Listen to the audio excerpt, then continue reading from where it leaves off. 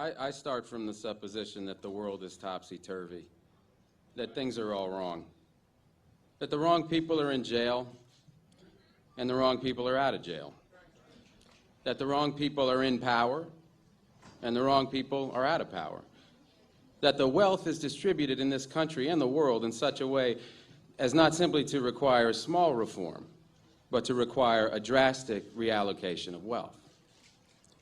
I start from the supposition that we don't have to say too much about this because all we have to do is think about the state of the world today and realize that things are all upside down.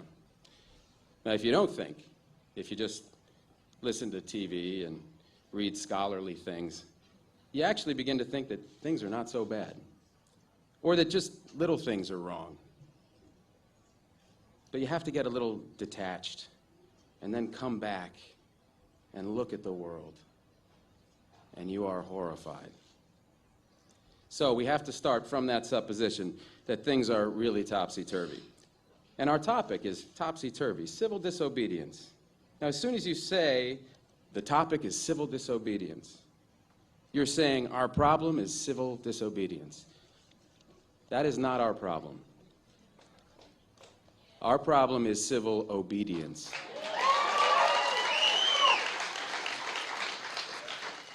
Our problem is the numbers of people all over the world who have obeyed the dictates of the leaders of their government and have gone to war.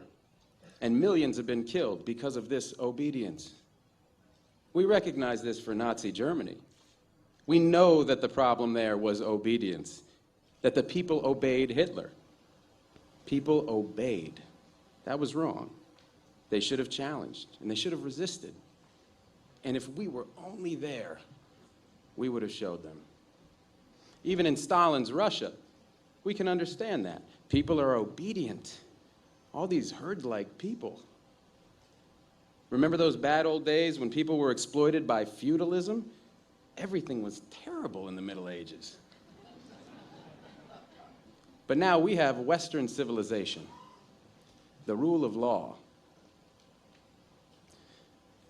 The rule of law has regularized and maximized the injustice that existed before the rule of law. That is what the rule of law has done.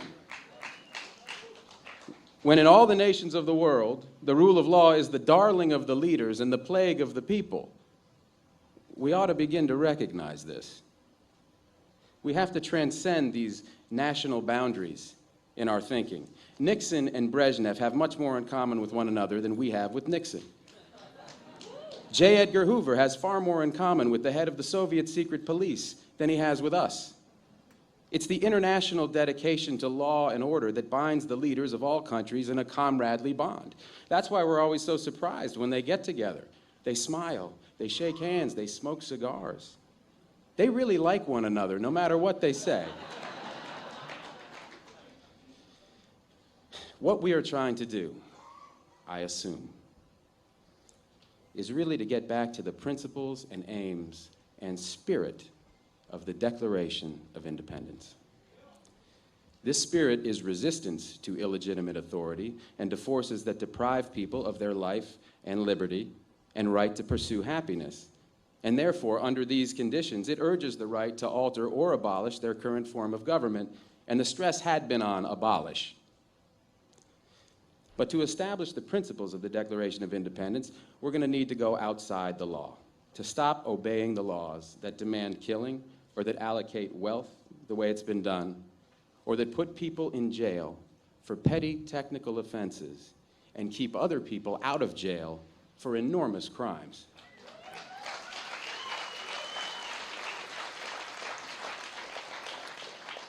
My hope is that this kind of spirit will take place not just in this country, but in other countries, because they all need it. People in all countries need the spirit of disobedience to the state, which is not a metaphysical thing, but a thing of force and wealth. And we need a kind of declaration of interdependence among people in all countries of the world who are striving for the same thing.